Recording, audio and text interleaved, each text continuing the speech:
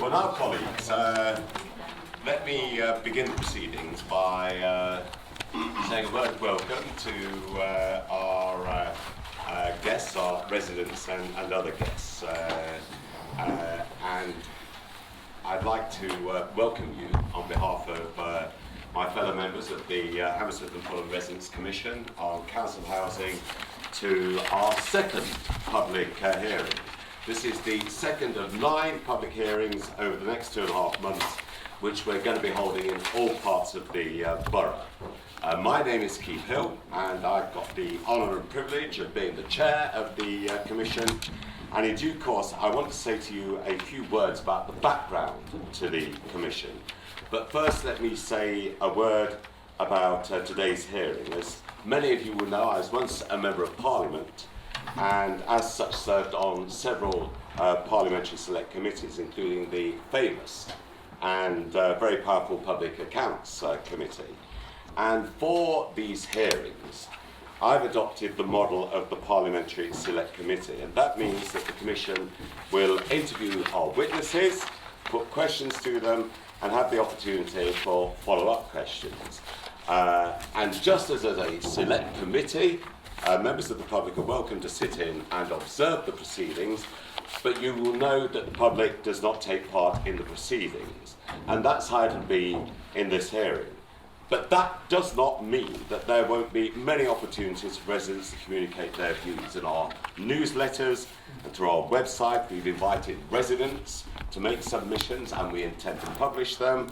I and we together have made it clear that we're always ready and happy to meet residents either individually or at public meetings, and some of these meetings have already been arranged. I'm at Fulham Court myself tomorrow evening, and please stay on at the end of our meeting to chat with members of the Commission. Most importantly, we've appointed an organisation whose job will be to engage in intensive contact with residents to get their views and report them to the Commission.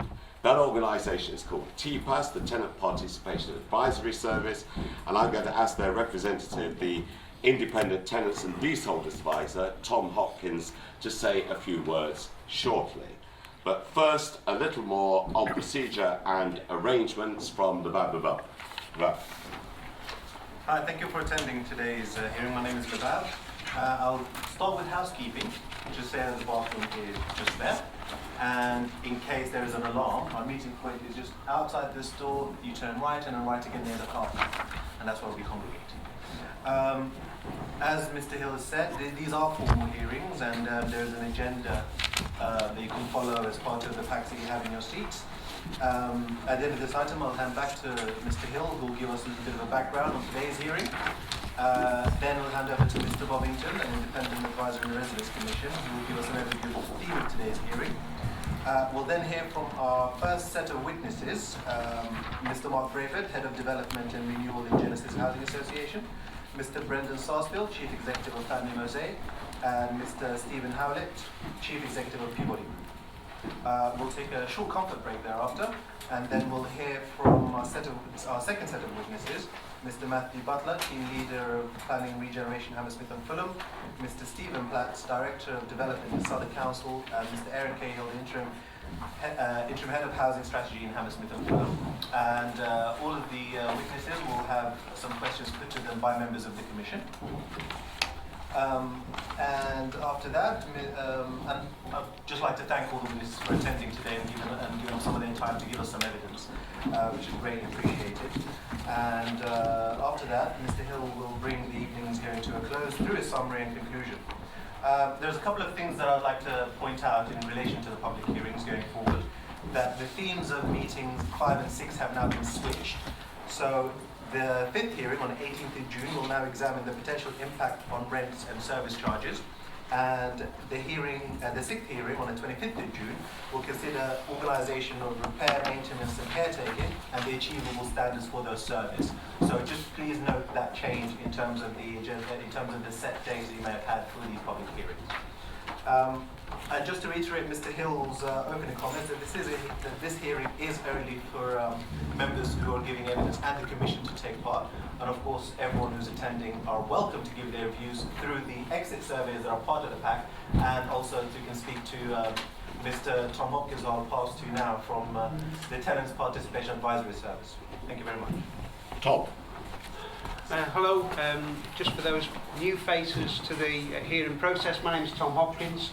I work for an organisation called the Tenant Participation Advisory Service. We're actually an independent organisation, so we don't work directly for the council per se, we're accountable to the Residents' Commission. Our role is to make sure that tenants and leaseholders and freeholders have clear, impartial and balanced information around the work and aims and objectives of the Residents' Commission. My job is also to work with the commissioners to make sure that the programme is effective and that we have residents' input into the considerations and recommendations of the Commission. And I will be employed through the process until September to make sure that that information continues, flows, and we have feedback that can be evidenced and analysed for the Commission's considerations. Thank you very much indeed for that, Tom. It's a critical job. Let me now turn to the background to the hearing, and I'll be brief. The establishment of the Commission arises out of a promise made in the Labour election manifesto in last year's local elections. As a Commission, we have two tasks. One is to explore ways in which tenants and residents in general might be given more control over the future of their homes and estates. In other words, we're looking at the future governance of council housing in Hammersmith and Fulham. And our second task is to look at ways in which more investment might be secured for council housing in Hammersmith and Fulham to improve housing services and perhaps to build more social housing. Now, there's nothing unusual about the tasks we've been given. In housing jargon, it's known as a social housing stock options appraisal, and it looks at the condition of the housing stock, the future costs of repairs and modernisations, how to pay for it, and how residents can affect decisions taken about council housing. And such stock options appraisals have been carried out scores of times, hundreds of times up and down the country. But there is one important difference. These stock options appraisals are normally carried out by council officers and other experts behind closed doors. And the unique aspect of what's happening here in Hammersmith and Fulham is that the appraisal is being carried out by a commission comprised of 9 residents and 4 independent outsiders. And the residents on the commission will have the final say in what is recommended. And the appraisal is being carried out in public, because we wanted residents to be confident that our proceedings were as open, as transparent, and as honest as possible. So you, as the audience, have an active role in the hearings, the important role of witnessing the work of the Commission. You are the public part of the equation. And there are no foregone conclusions. We are completely open-minded. Yes, we'll consider what a stock transfer has to offer. Equally, we'll explore what's achievable under retention, that is to say, the council remaining as the landlord. And all the time, we have 2 abiding objectives: giving residents greater control over their homes and providing excellent housing services and meeting housing needs, including no homes if possible, whilst at the same time recognising that the wishes of residents are paramount and that services need to be affordable. I want to emphasise, it is not the job of the Commission to decide the future of council homes in Hammersmith and Fulham.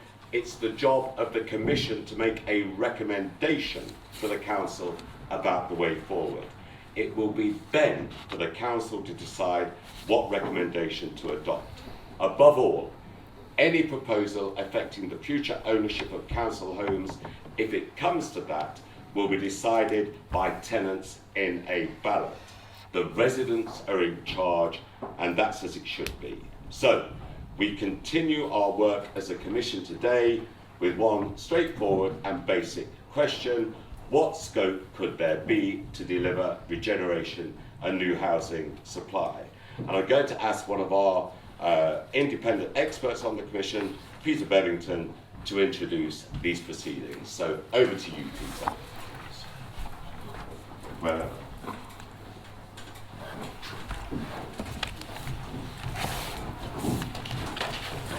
Thank you, Keith. Good evening, everyone.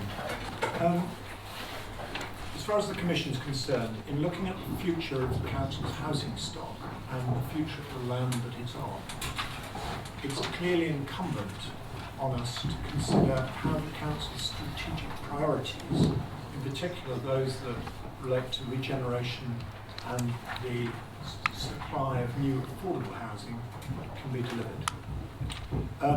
I'm going to refer to the housing strategy quite a lot, but what we need to ask ourselves as a Commission is, do different models of ownership offer different ways of delivering these strategic priorities? And as far as tonight's concerned, what is the experience from other places that can help us with this? The new housing strategy identifies the Council itself as the major landowner of the borough and as the key agent of change. The strategy also acknowledges that achieving the decent home standard under the ALMO did not go far enough in addressing the needs of an ageing housing stock. The strategy also acknowledges the need to look again at the outcomes to be achieved from the regeneration opportunity areas that were created under the previous administration. And, is that better?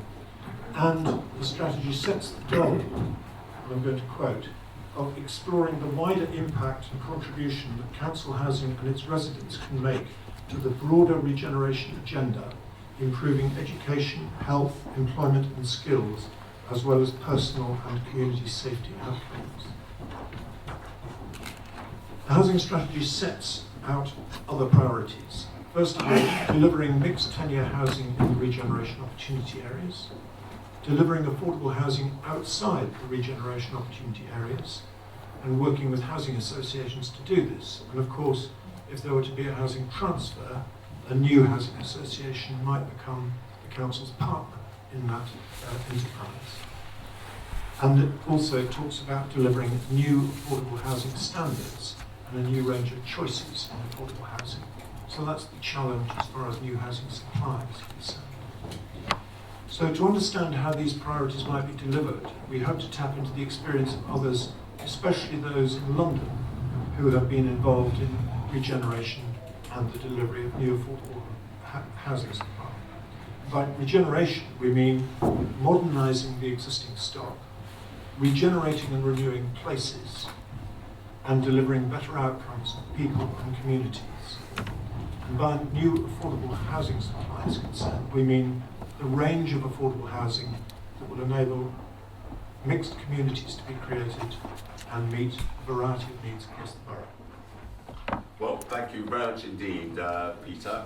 And we now turn to our first group of witnesses. And can I begin by saying a very warm welcome to and a very big thank you for, if I might say so, this very high-powered turnout of witnesses from housing associations. We're very grateful to you for giving up your valuable time to be with us this evening. I'm going to ask you to begin by introducing yourselves and maybe saying a brief word about your organisations. Let me also say that as we come to the questions, I will introduce members of the Commission as well.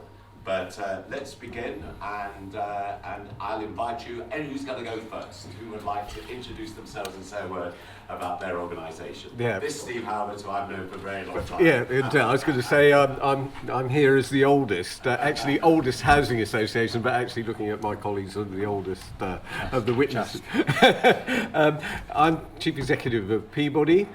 We were set up in 1862 by the American businessman and banker George Peabody to ameliorate the condition of the poor and needy of this great metropolis, which was his word, and provide them with comfort and happiness. And comfort and happiness is a very key part of what we're trying to do at Peabody. We've got 28,000 homes, housing 80,000 people.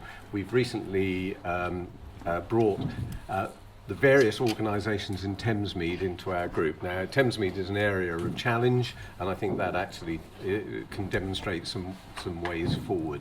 Actually, we've got a programme of 1,000 new homes a year, but also a programme of getting 1,000 people into work every year. Well, thanks very much indeed for that, Steve. Brendan? Evening, everybody. I'm Chief Exec of Family Mosaic, a housing association similar but younger than Peabody. We own 25,000 homes, 90% of them are in London.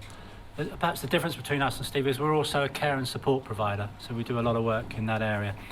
And because of that, our mission is health, wealth and well-being through housing. So the housing is the journey to something else. It's not the housing, providing the housing, which is the end point for us. So I'm interested in the additional issues that you're bringing into the equation. Just wanted to mention 4 regen projects that we've been involved in. One is the Old Oak Housing Association in the north of the borough, which is a subsidiary of Family Mosaic, and which has been independent and had its own board with councillors on it for 16 years now. It's a small housing association of about 600 homes. Secondly, we have one similar to that of 1,500 homes in Charlton called the Charlton Triangle Homes, which is still a subsidiary after 16 years. Those were both funded through dowries at a time when there was better funding available. And we've got 2 other big regen schemes on at the moment.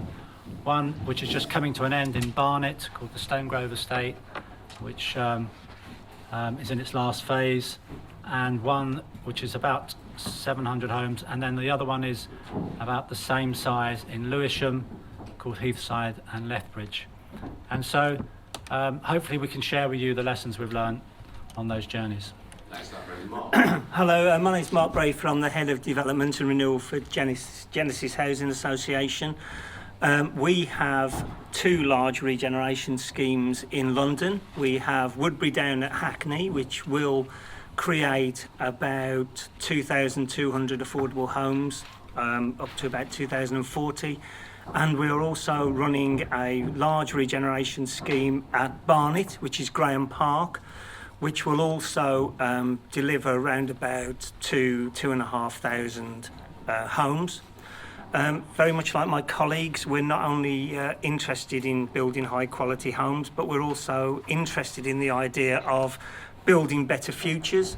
So as part of the work that we do, we are committed to looking at social and economic regeneration, providing opportunities for residents and placemaking in those local areas. Fine, thank you very much indeed, and again, a very warm welcome to you all. Let me kick off the questioning by, let me turn to you, Mark, to talk Okay. about your schemes and asking how you funded and delivered regeneration and new build schemes. All right, the existing schemes that we have, Graham Park is the more traditional model that people are aware of, is where we use a mixture of grant, sales and shared ownership to fund schemes and move forward. With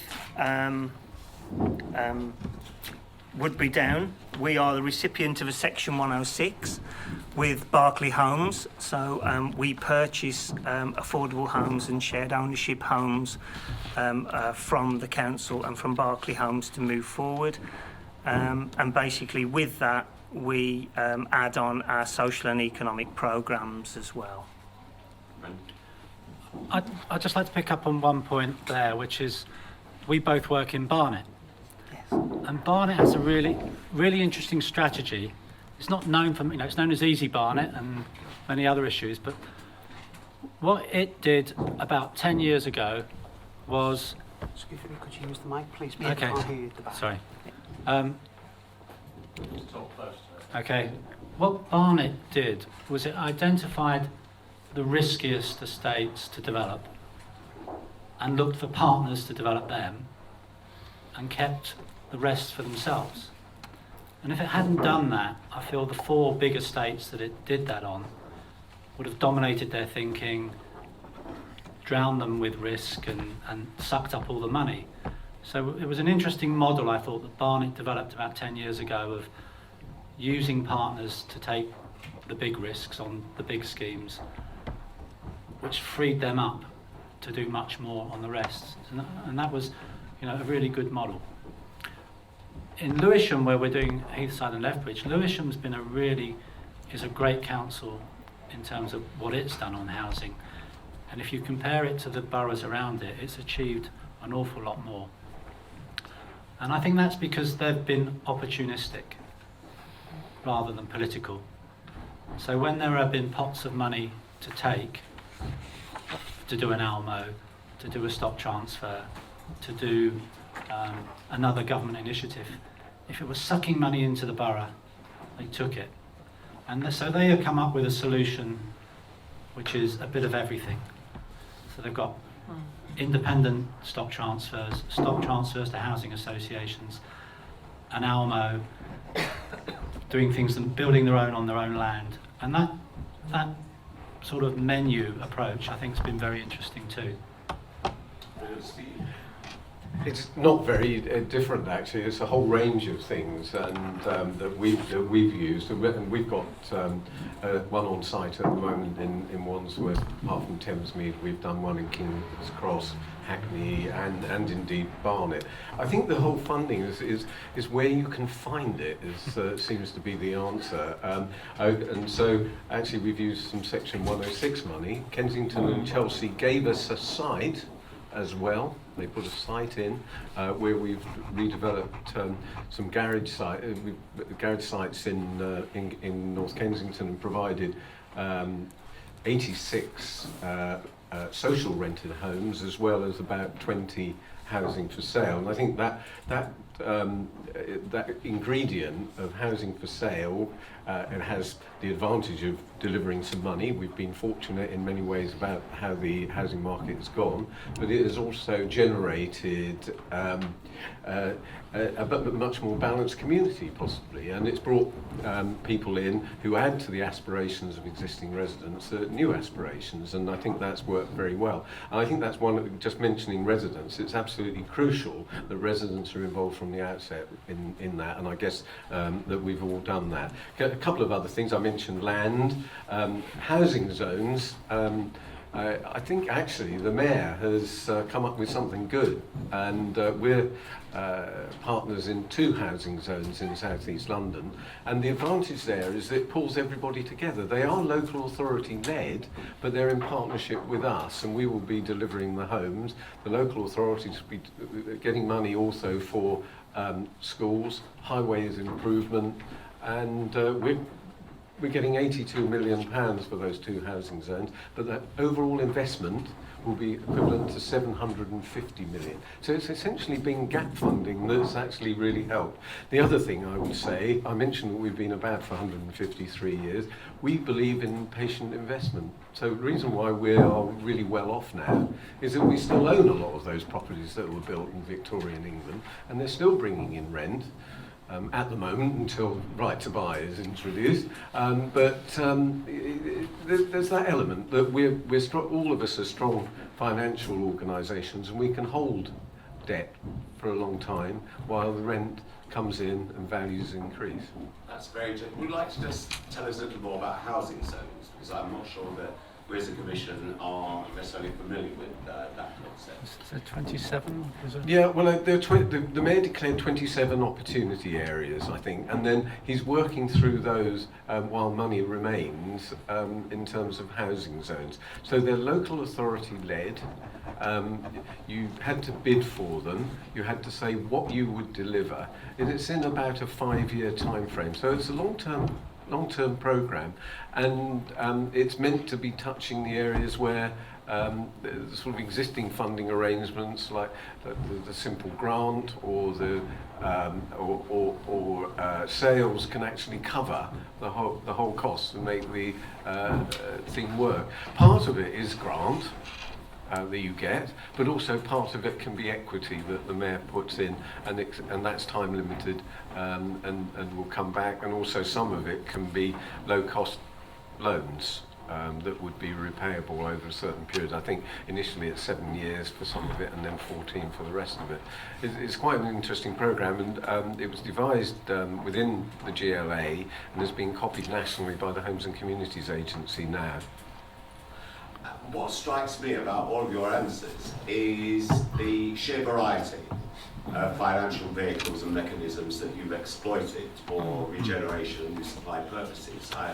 I think actually our thinking was that maybe you were mainly making use of land value and cross-subsidisation from market sales. And that's obviously part of your strategies, but by no means the entirety of your strategies.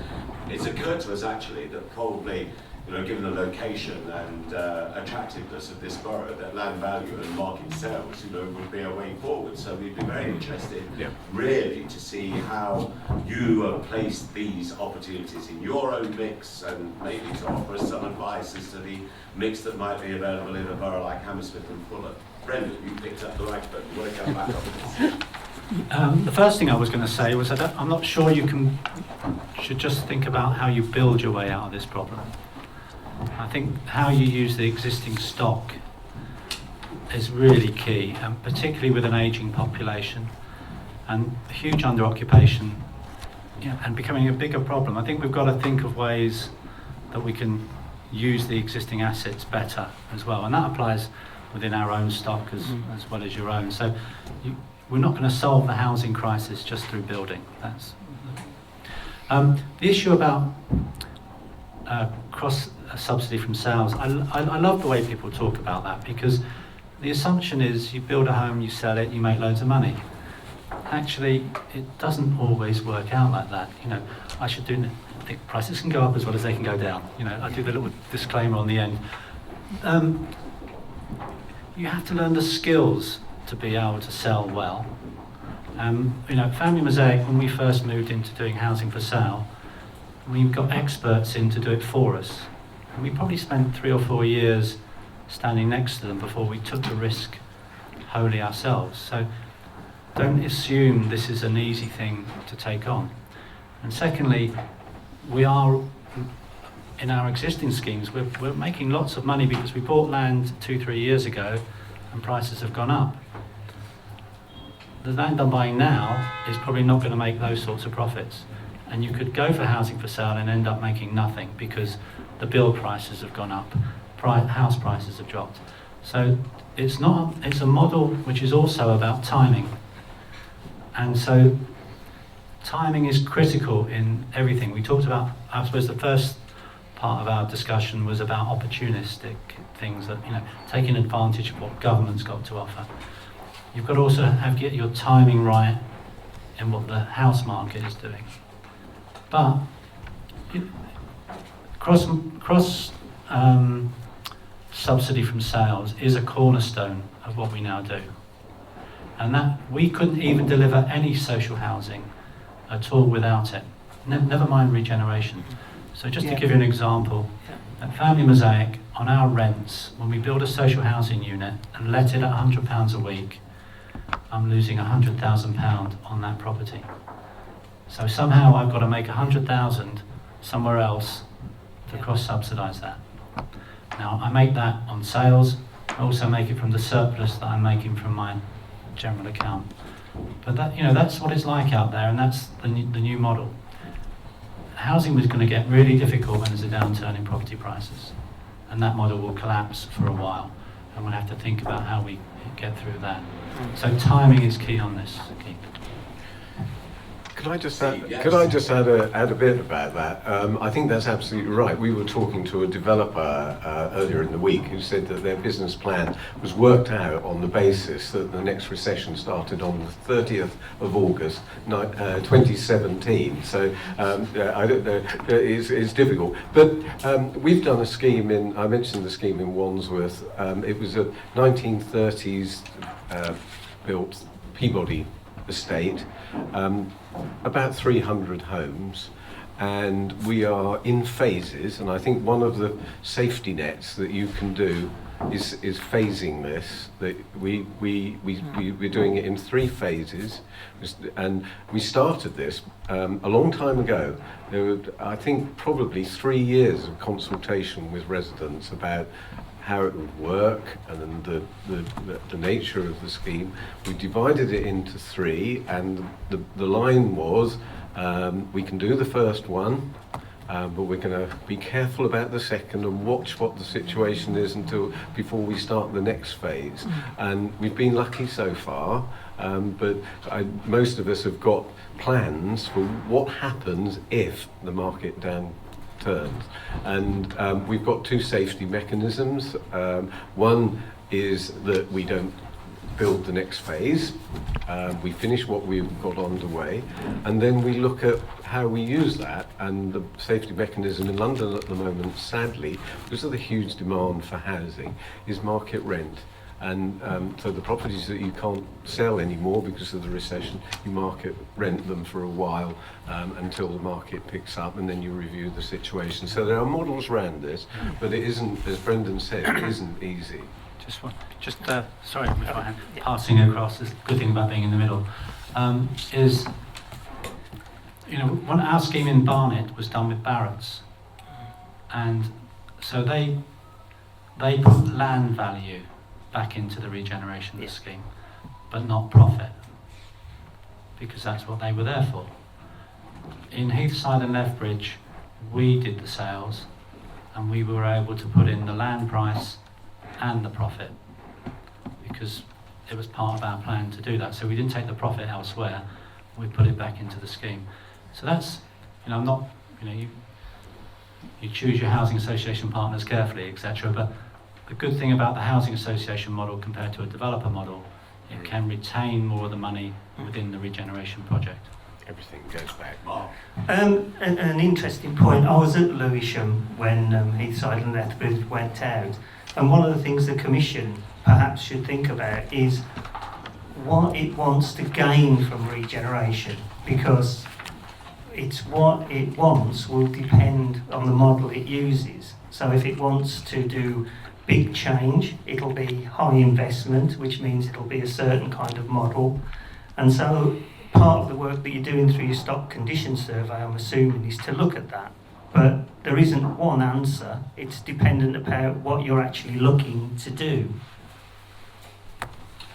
Right, well, thank you very much indeed for an extremely interesting set of answers. And I'm now going to turn to one of our tenant residents on the Commission, Shirley Colby, to put a couple of questions. Lovely, thank you. I'm interested in how you decide about areas that need regeneration.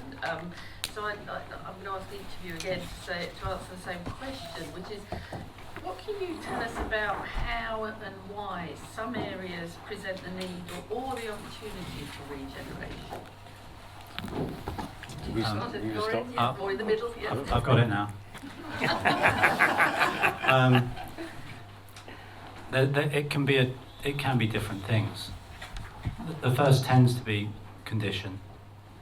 So if it needs more than 40,000 a unit to bring back into use, you've got to stand back and think, is that good use of money, or should we start again? Layout, are the layouts of the properties adequate for modern living, kitchens and bathrooms in particular? Efficiency of land, if it's very low density, can it be redeveloped and give much more back to the area by having more units on it? And then reputation. We talk about the work we've done in Barnet, like Graham Park. That actually has a terrible reputation in the borough, and children that come from there get stigmatised, and you're actually often dealing with trying to get rid of that name. And my favourite story of that is at Charlton, we have the Cherry Orchard estate, and there was the Cherry Boys, was the big gang. And I was there a year ago, and someone said to me, the Cherry Boys, have been doing this. And I went, are the Cherry Boys still around? I said, oh yeah. I said, but we've been here 15 years. He says, oh yeah, they're still around, but no one lives on the estate who's a member. So the brand continued, but no. But anyway, it's that range of things from my perspective. I think, as Brendan said, there's the property issues. I think also there's the people issues that we're very conscious of, and there's signs like low levels of employment, poor health, higher levels of crime, poor education performance. People want to leave and nobody wants to go there, and the only people that go there are the people who've got no choice. And they're the warning signs that something needs to be done here. And then you get into the ingredient, as Brendan has said, if you do up the place, are you just throwing good money after bad? And can you then, is it better to reinvest? And I mentioned the 300 homes. We're actually providing 525 on that estate. Every resident who wants to stay there will stay there. We have rehoused some of those at their request in other stock, and I think one of the advantages of all of this is we've got homes all over London. For instance, we're offering that to residents of Thamesmead. Actually, most of the people of Thamesmead would like to stay there because they think it's a great place. And it's only outside people who don't like it.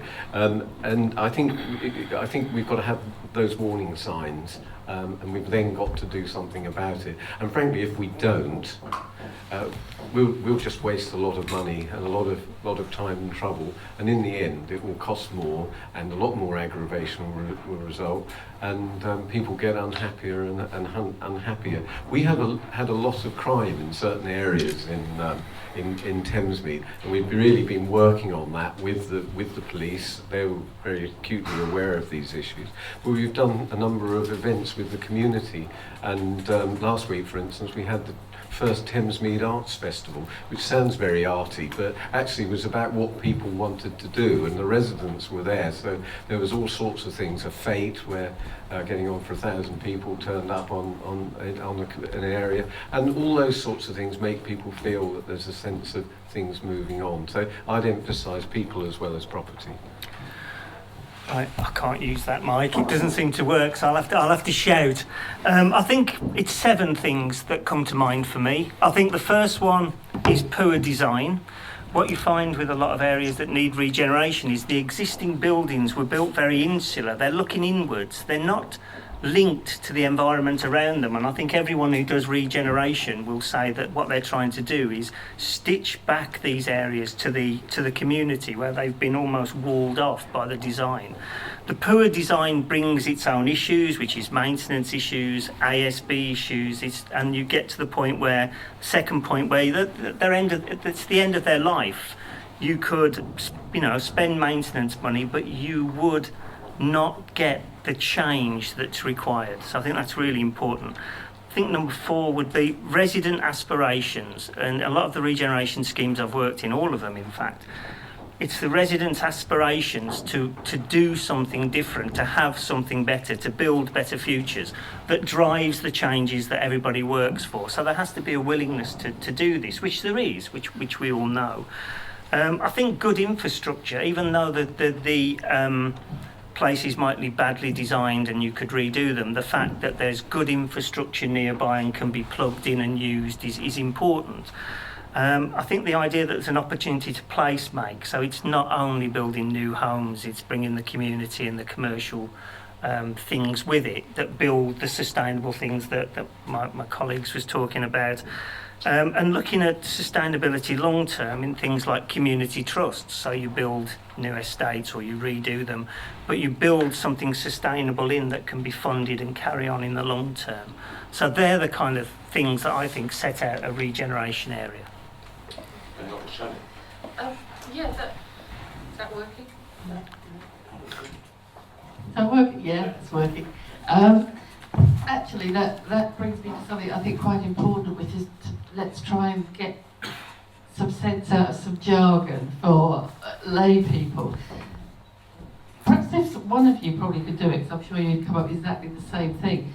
Perhaps just explain for us what's the difference between, say, refurbishment, regeneration, rebuilding, so that everybody's clear what we're talking about.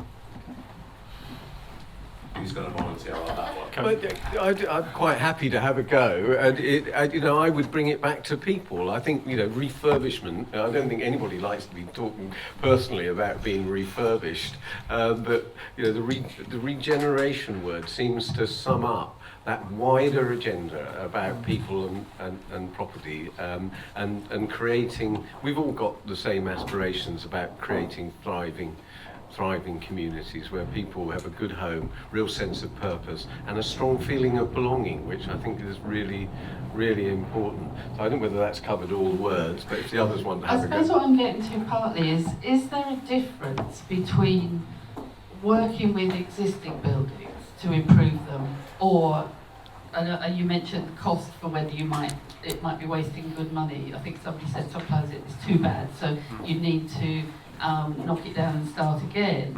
So for some you might not knock it down and start again, for others you would, but they would both be classed as regeneration, would they? And importantly, would there be different funding requirements or funding streams for those two different things?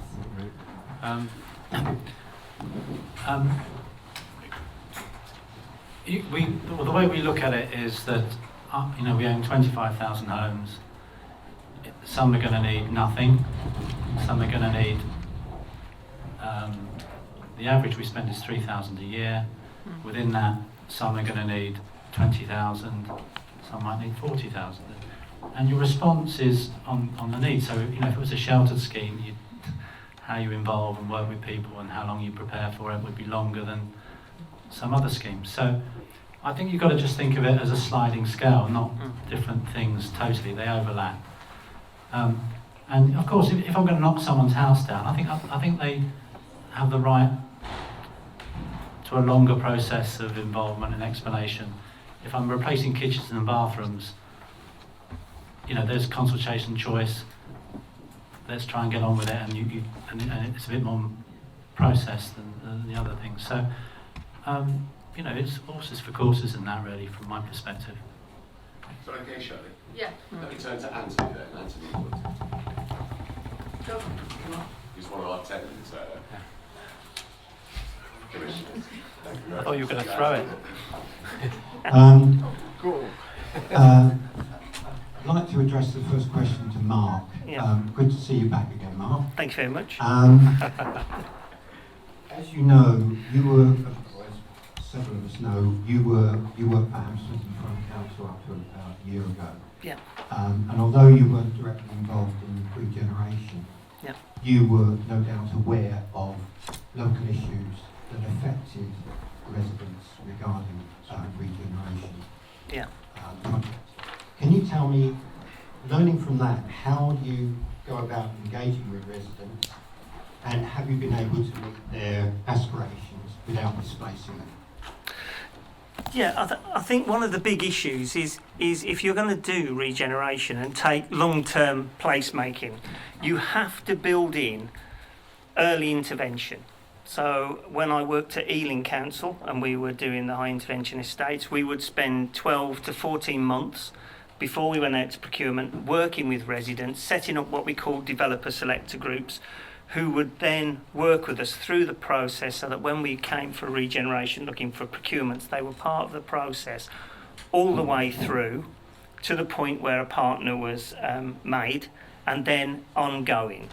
So I think that if you're looking at regeneration in the big sense of demolition, rebuild or major refurbishment, you have to have early intervention. You have to work with people to understand what it is that you want from any potential partner that you might go out to.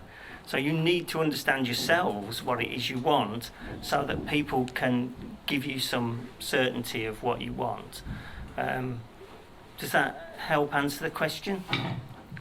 Yes, I mean in a way, but do you feel that, without going into detail, what took place here, or what is taking place in this borough, has given you fresh insight into how engagement should be made with residents in the future? I think I would go back to what I said before. I think it is the early intervention, to be quite honest. If you're going to go for a major regeneration scheme, and you want people to bring people along, you have to involve them early, and they have to understand the implications of it that you want. And there has to be an understanding that you won't please everyone all the time throughout the process. And so you have to build in structures that allow people to participate, and you also have to understand that things will change over 15, 20 years when you move forward, and you have to build in flexibility. Any of the other colleagues like to add anything on this issue of engagement with residents? I thought that was great, but you know, you've got to answer why. Why do we need to change? And spend time on that, really. Yeah. And then how and what follows. Steve, can you use the microphone? Okay. As I said, the first thing is why should there be change, and working with residents on that. Then how and what. But I think the key to this is honesty, isn't it? And trust between the partners involved. And so you've got to build that. And it is always quite interesting when you are procured, which we are, you know, and the council and the tenants choose us as a partner, and then we've got to try and win the trust of the tenants over that period, and that's always a really interesting dynamic.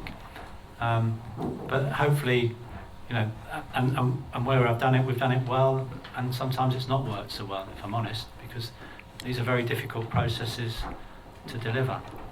But you know, at the bottom of it for me is, if I'm honest, if I cocked up, if we've got it right, we've got it wrong, just be honest, and people work with you. There's not a lot to add to that, and this doesn't. The only thing I would say is that actually it does take a long time, and it has to be worked at, and sometimes there are ups and downs. We had quite a difficult time with residents initially in Wandsworth. We were very keen to change that place because it didn't meet the decent home standard. So how did we do it? And it was just uneconomic to do that.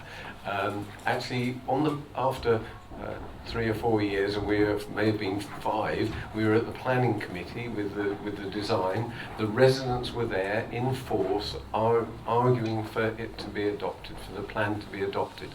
There were local owner-occupiers around the estate who weren't so pleased because they didn't want to see any change and any disruption, and certainly not trucks coming in and taking away rubbish and bringing bricks.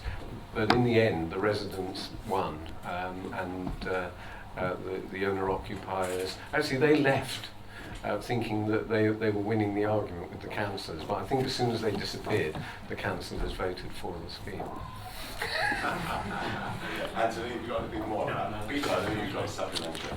Yes, I just wanted to follow Anthony's question, if I may, by focusing on the idea of displacement, because as you've all said, some of these larger schemes can take many, many years to deliver, and over that period it must be very hard to honour, if you like, some of the undertakings that we make to the residents who are there at the start about their stake in the future of that area, particularly if values are being driven up and costs are being driven up and the cost of homes.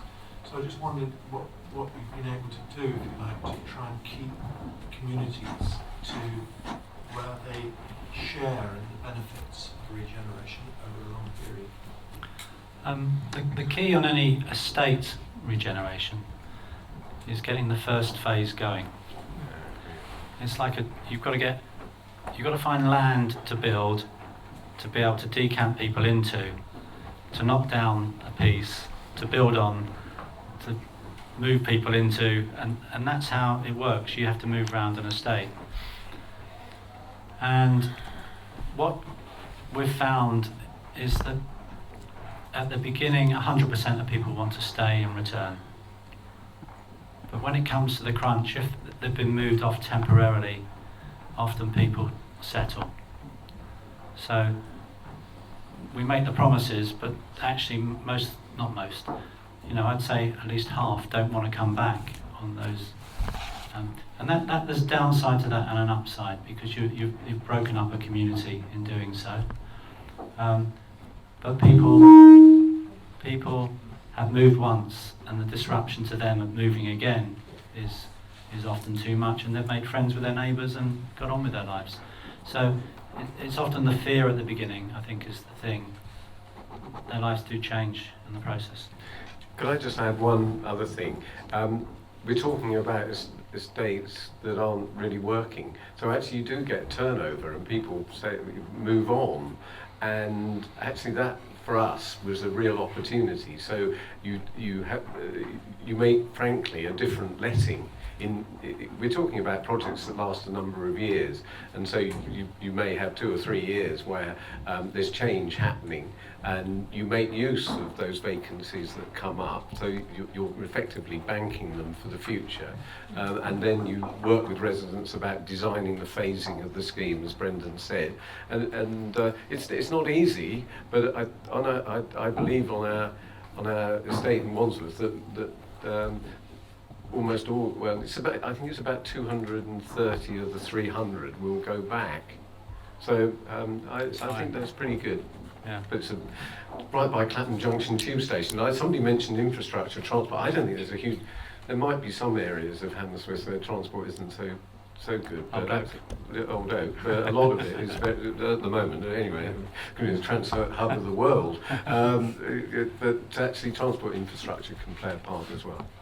Steve, just a brief one. You mentioned about estates not working. How do you determine, well, not so much how you determine, but how do you convince the residents that it's not working? If, for example, they're saying, there's nothing wrong with our estate, why is it not working? How do you actually put over to them that there is a need for regeneration because the estate's not working? How do you convey that without dividing the community? I think it's quite difficult in abstract to be able to say that. I would have thought that the definition of an estate that's failing, actually there will be people identifying that there are issues there, and older estates cost more to live in. There are various things happening on the estate that people don't like. They don't like the landscape areas, often hard landscape, days when everybody wanted a car and somewhere to park it. I'd be, I suppose fundamentally you get to the point where it's going to be really difficult if people don't agree, and you may decide that, well, we'll wait a while on that one and do the one where the people do agree. Actually, there's one ingredient we haven't talked about, which is leaseholders.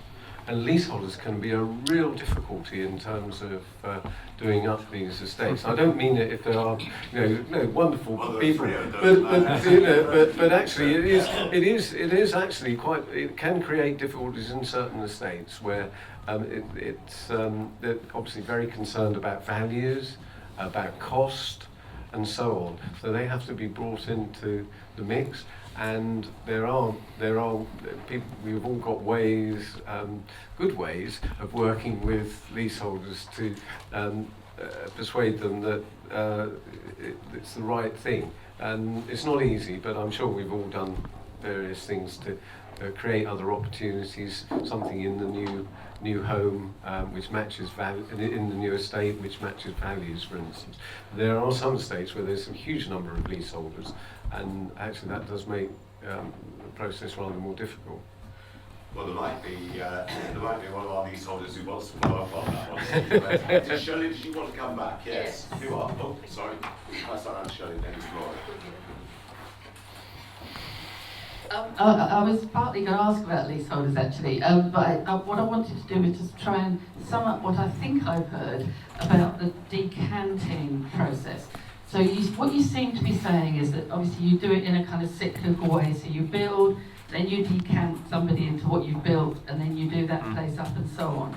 So are you saying that it is perfectly possible, and it happens, that everybody who wants to can just decant temporarily and can return, but equally people who put new roots down in where they've decanted to are able to stay? And are you always able to decant people locally as opposed to a long way away? And lastly, what about leaseholders? Do they decant? How does that happen? It's an estate by estate answer. If we had an estate of 500 units and you were replacing it with 500 units, but you needed 200 of them to be for sale, then that would be impossible. But if you were replacing the 500 with 800 and the sales was allowing 500 rented, then that is totally possible. It's not what people want at the end of the day, but that's possible. Decanting locally, depends upon what you have. You can only work with what you've got, and you have to be honest about that. And most decanting happens, if it's temporary, somewhere on the estate to make that happen. And leaseholders,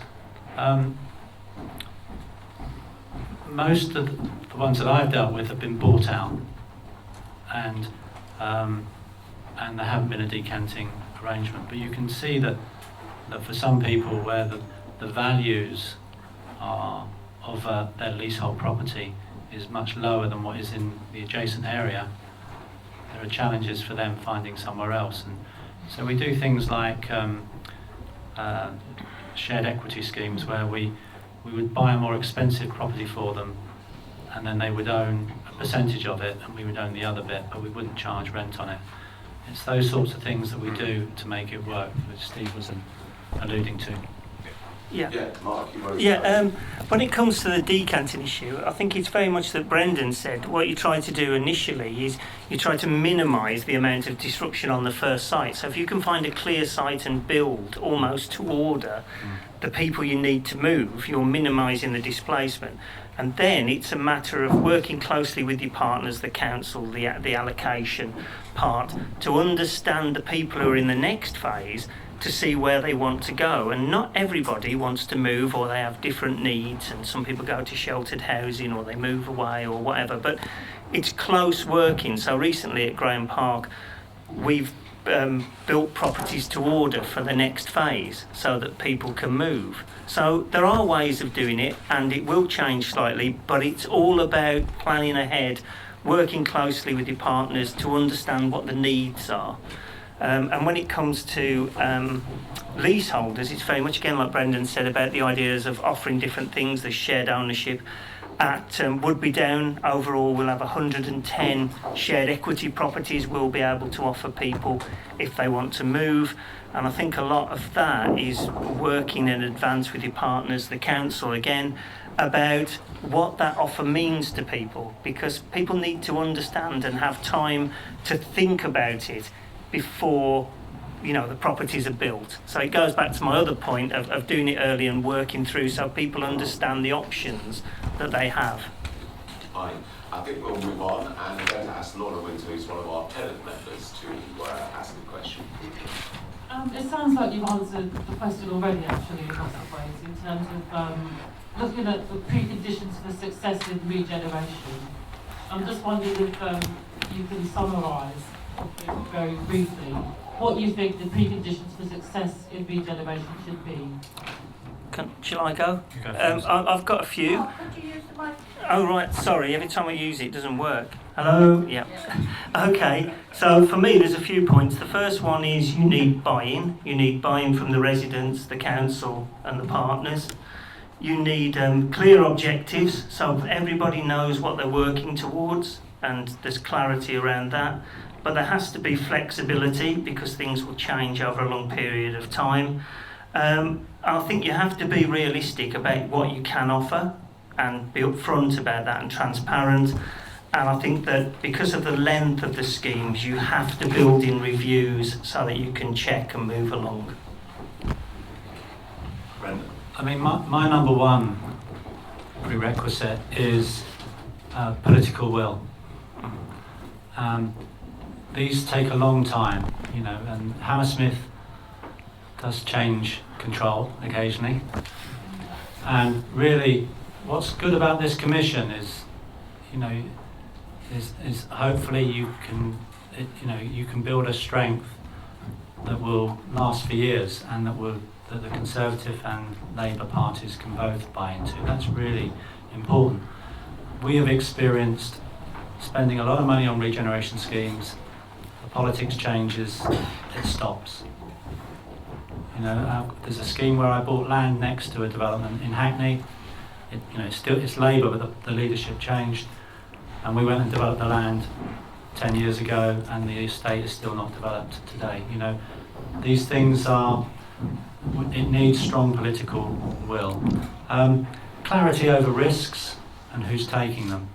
Those are really important things.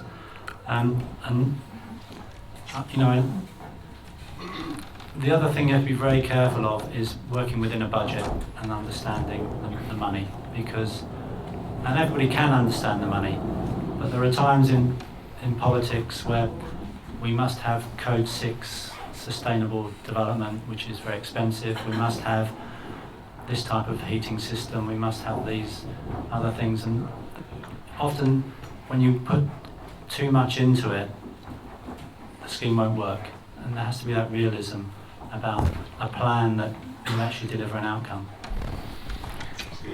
Just absolutely agree with everything said. I think there's been a record in certain cases of big schemes being done, and the buildings are done, but they still haven't really changed the area.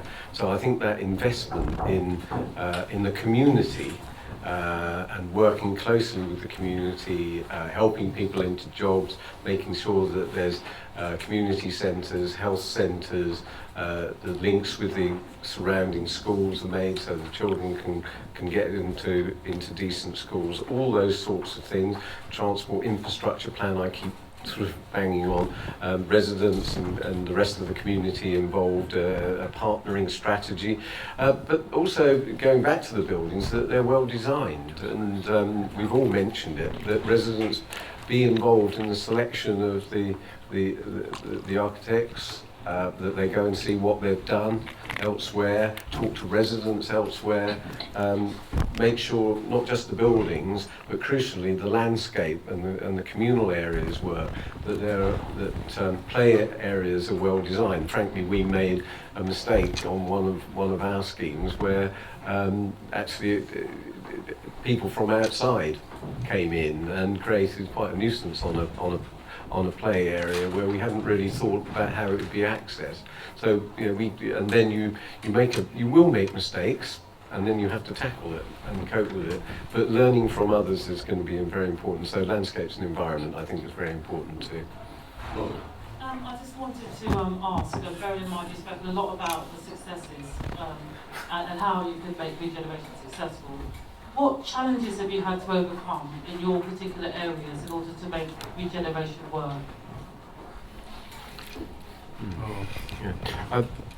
In a sense, finances. We talked about it's a pretty good time at the moment, but a lot of us have had to work with a time when the finances weren't available. So having the good financial plan and a coping strategy for if things don't quite work out. I mentioned the problems we'd had about design of play areas. That it seems a small thing, but it can create aggravation. Quality of the design. We had quite a lot of, frankly, when I went to Peabody, there was quite a lot of difficulty with an estate in Islington. We took over 10 estates from Islington, and one of them particularly was hard work. I must say we thought maybe the council had got rid of the estate because they couldn't cope with it either.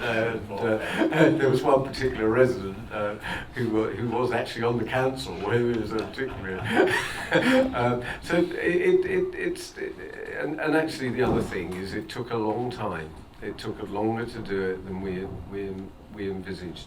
Then sometimes, I'll pinpoint another issue, is about reputation of an estate. Some estates have a reputation. Brendan mentioned the gangs. We had a huge problem that Peabody, when our Pembury estate that we transferred from Hackney, it's about 1,400 homes, so about 4,000 people, so it's a big estate, but it was identified in the disturbances nearly 3 years ago. It was described on Sky and Newsnight as the epicentre of the rioting in East London. Well, it wasn't. but that was the perception. And 3 bins were burned and set on fire on that estate because the young people on the estate used them as barricades to stop people coming onto the estate when the police were kettling them in Clarence Road next to it in Hackney. And actually our estate didn't suffer, and it wasn't the epicentre, but there we were having to cope with bad news and the perception that this area, and it was a real setback for us for quite some period, that this reputation had remained. You bursting to say something, Brendan, because otherwise I'm quite eager to allow Andy, who's one of our leaseholder members, to come in. And I'm conscious that other colleagues may have other questions there.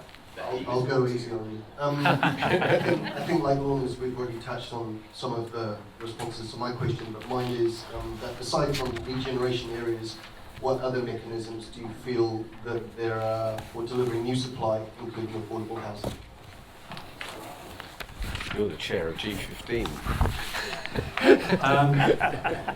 Thank you. Well, I think there are a number of solutions, really. We're very interested in encouraging older people to move out of existing homes, and often their families haven't been able to live near them, so that we've actually bought properties in areas where we don't work, near their families, that are much cheaper than inner London, and produced homes so they can be near their family.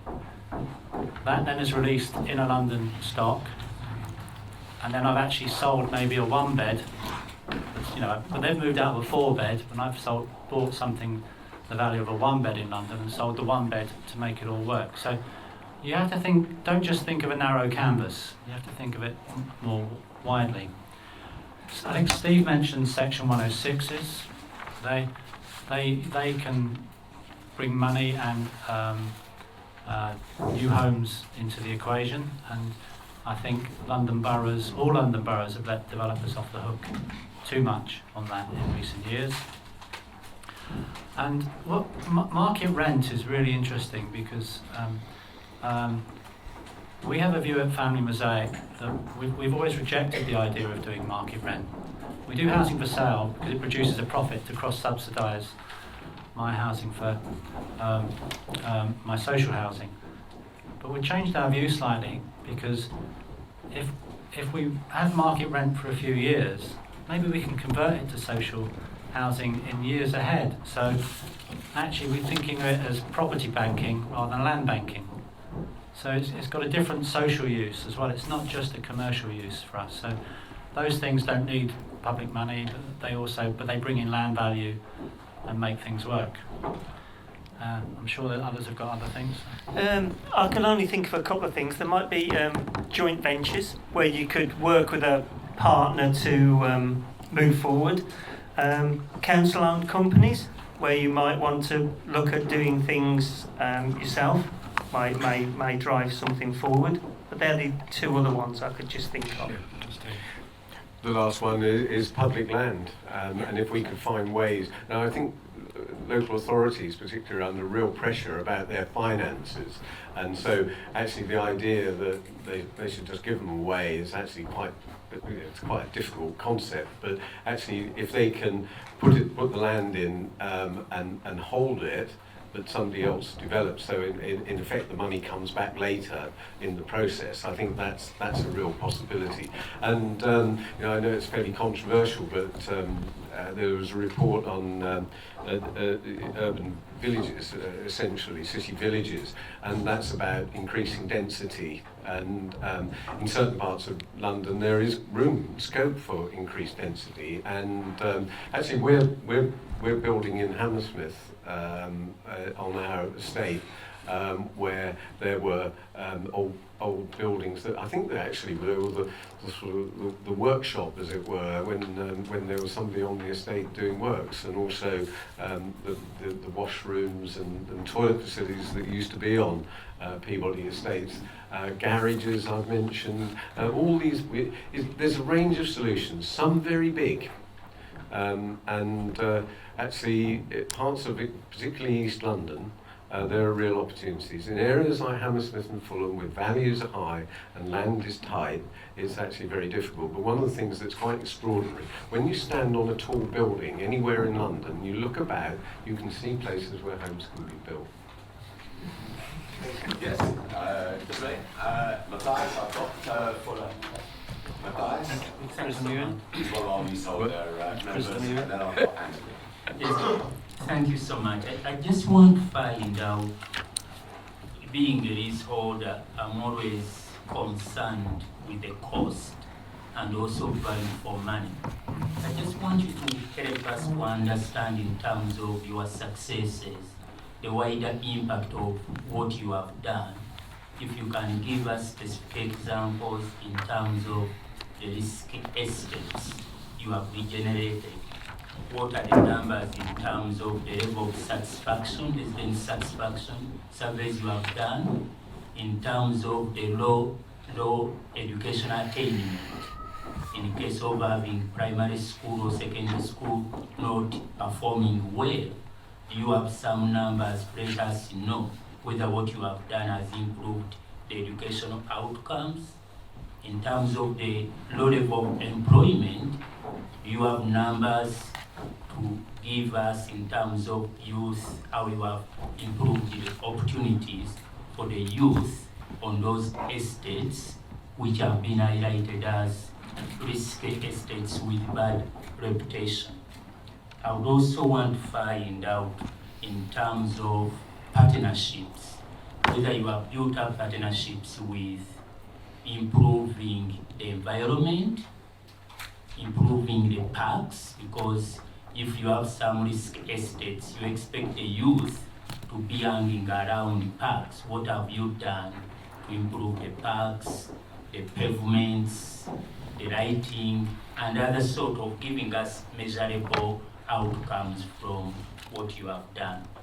But I would be particularly interested in terms of the residents' satisfaction surveys and the leaseholders. Thank you. Thank you. Quite a tough question there. I was going to say, but after you, Brendan.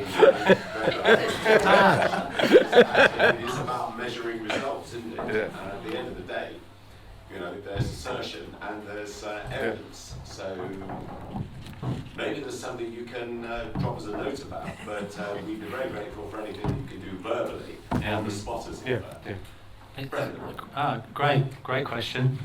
You know, things like our old Oak and Charlton estates, you know, they've been going for 15 years, so I think they're just normal estates now, really.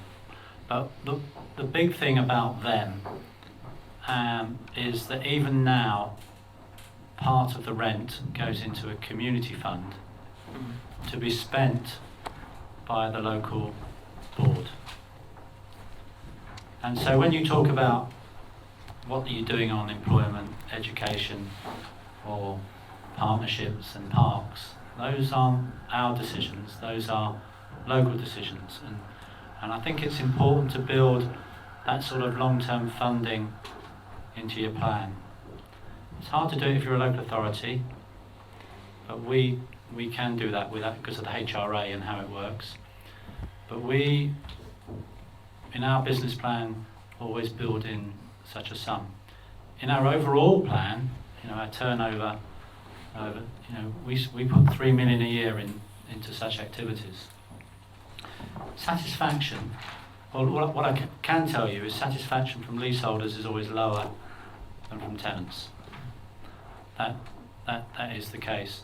Yeah. And leaseholders, and I treat that as not a negative thing. I'm aspiring to improve my leaseholder satisfaction, because if I do that, I've got happy tenants. So it's I'm not saying the leaseholders are too demanding. I'm saying that I've got to raise my game. So, you know, there are real challenges that go with this. But when we are doing regeneration, we are making omelettes and cracking eggs. And things do go backwards before they go forwards. And then when you have completed the first phase, You have a honeymoon period, and things are great, and then things level off again. So satisfaction goes on a journey on this, and then it settles down to a normal level. Mark, and then Steve. Yeah, I would agree with all of that. What we do is we work with creating development trusts long-term on our regeneration schemes. We have one at Barnet, which is the Collindale Community Trust, and we've worked closely with a group in Hackney called the Manor House Development Trust, and I can forward information about the type of work that we've done and the themes that we cover to the Commission. That would be very helpful. But to give a rough overview, we focus on things like volunteering, apprenticeships, trying to start up businesses, and we look at training and employment. We have a corporate social responsibility strategy that is very similar to taking a percentage of our money and investing in it in those things. And it is our intention, we call it building better futures, so it's not just building the homes, but it's building the chances of the people who live there. And as part of the Commission, I can send you some details of what we do. That'd be very helpful. Steve?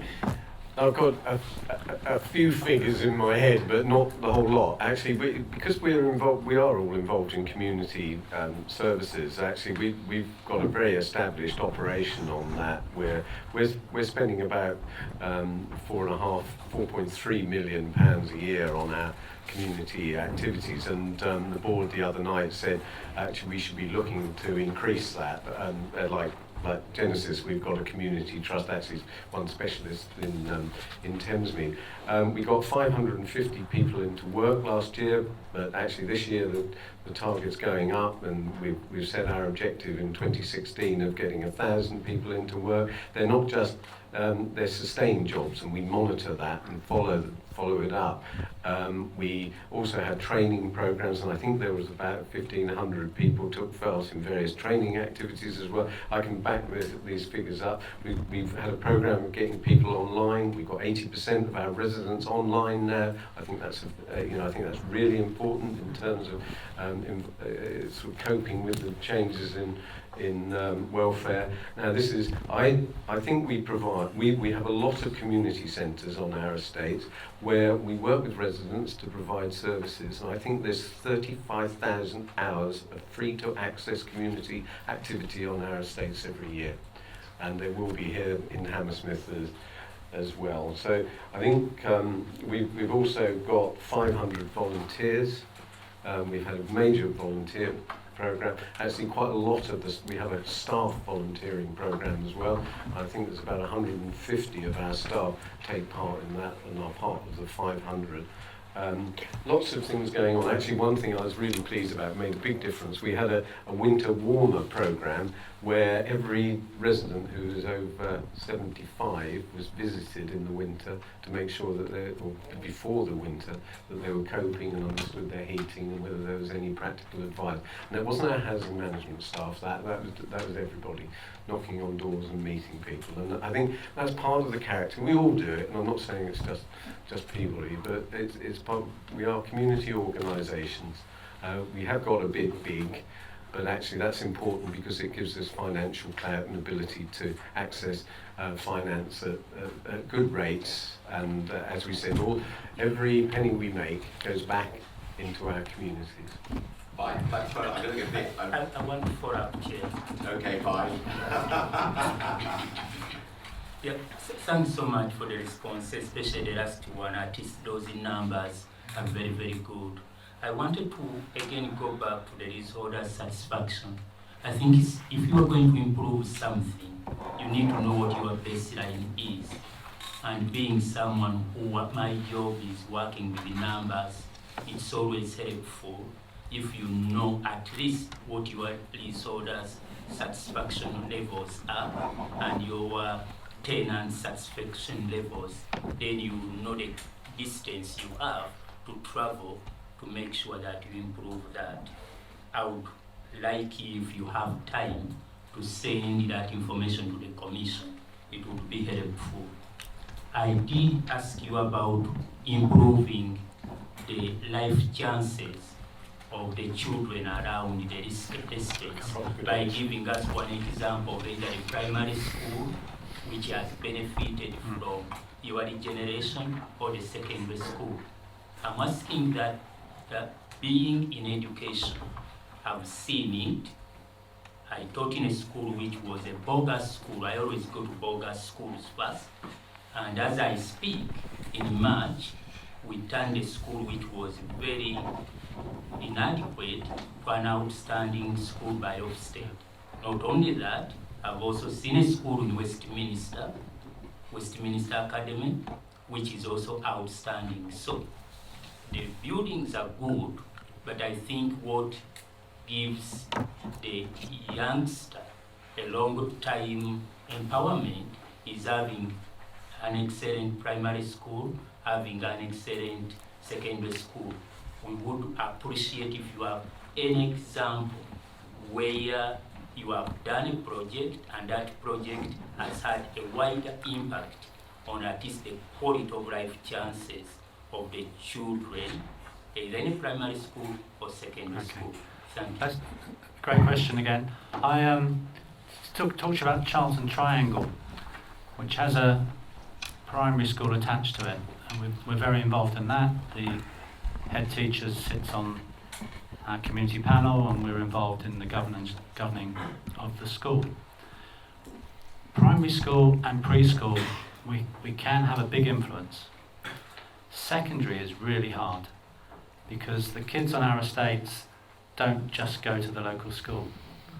The dispersal of children across schools in London has made it really hard for us to have an effect on secondary schools. And there's no point us putting money into the local school if it's not the kids on our estate that are going to it. And that's one of the downsides of the education system as it is at the moment. We've struggled with that big time on secondary schools, but primary, you can get involved in supporting the school, providing funds for the school, and particularly in the regeneration, the sorts of projects that kids can get involved in, burying time capsules, seeing how houses are built. There's lots of opportunities which we try and take advantage of on that journey. I'm going to actually cut you off. I must tell you about it. He's got a good example. There's lots of things. I just wanted to tell you, we're doing something called a children's community in Hackney, which is modelled on the Harlem Children's Zone, which is from 0 to 24. It's a whole linked up program. One of the problems with young people is when they make the transition from one phase of their life to the next, they fall through the net, primary to secondary. And actually that's being monitored by Manchester University and the success of that. Schools are involved in it, the local authorities are involved in it, and it's really good. And we also think we're talking to a school in Thamesmead about building a secondary school for girls with them. Now, I know Anthony Mason's been dying to get in. I'm going to leave the last bite of the cherry in this session. So over to you, Anthony, who's one of our independents. Thanks, Chair. This might be a reasonable summing up question anyway. I wonder, gents, if you can help us with a future-looking question from the Commission's point of view.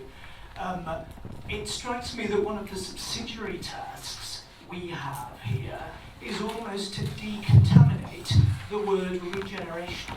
It should be such a lovely word, shouldn't it? It should have the essence of springtime and renewal about it or something. But here, particularly, it's strongly arguable that it doesn't. The word regeneration is a threat. It's arguable that the word regeneration lost control of the council for the last administration here. No, it's not at the core of our job going forward, but it is at the periphery, I think, to decontaminate the word or find another or whatever. And I wonder if you've any advice for us. How can we help shape this word, regeneration, the concepts behind it, in such a way that removes some of the threat and the baggage that goes with it and makes it an acceptable word for public discourse in Hammersmith and Fulham again? Well, a very good question. Mark, have a go at that. Right. Well, what I would say is what we've said previously throughout the Commission while we've been talking. I think it's about early intervention. It's about understanding what people want. It's about bringing partners on board, bringing residents on board so that everybody understands what it is that's trying to be done. And I think regeneration is a positive thing. So, you know, that's our job. We place make, we build new places and we build communities. And you do that by getting buy-in and bringing people along with you through early intervention and working with them in the long term. I also think you need some examples of success. And I would say, you know, look for some easy wins early on to help reclaim the name. And if you do some don't do the hardest regeneration schemes first. Get momentum and get confidence back, as you would in any business or life. You walk before you can run. You possibly do what some governments have done, that they do exactly what the previous government did, but they change the name. So I think part of you've experienced it directly in CLG. I forget what the Labour phrase was, but it was not invented here, so therefore we don't use it when the coalition came in. So I would say, one of the answers is don't use the word regeneration. Talk about placemaking and creating places, and we're creating opportunity and actually fundamentally work with the residents. So if it is a word that's used, it's a word that's used by the residents positively. Well, thank you very much indeed for that. It's been a terrific session. You've given us a tremendous amount to assimilate, so we'll be viewing the video very carefully and repeating it.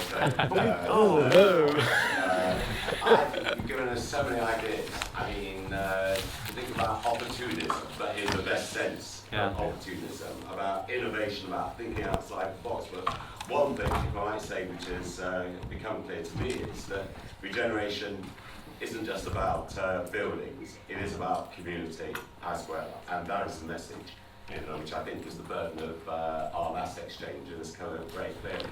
But we are immensely grateful to you. I mean, you are all people with big jobs and a great deal to do, and we are just tremendously flattered and pleased and grateful that you've given up your time to come and talk to us. And I hope that we can live up and justify your presence here. Brendan. And we wish you well.